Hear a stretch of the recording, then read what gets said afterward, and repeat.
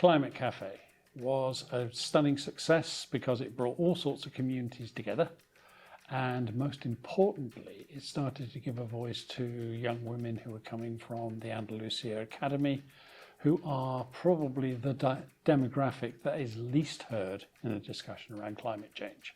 Or put it another way, when did you last see a young girl with a hijab in a conversation about the environment? Yet they actually care an awful lot.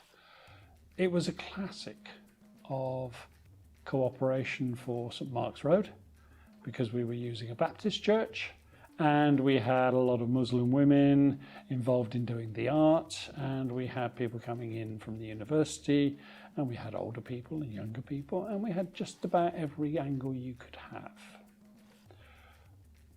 What we need from the Climate Café is an ongoing conversation, and so the future lies in what people take from the outputs. So this video will be one of the things that people will go back to and look at and go, we ought to have done this, or we ought to have done that. And it'll be an opportunity for them to take it forward. There are ongoing conversations about bringing on more artists into expressing some of the science. There are ongoing conversations about bringing the science into art.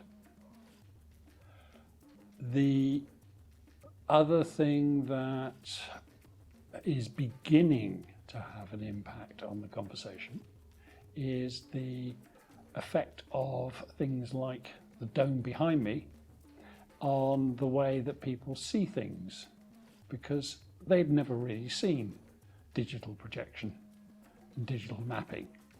And it's a whole new thing, and it happened there in one of the most deprived parts of the city. What do I want out of all of this? I want the next generation to push me aside and take over. It's time I bowed out.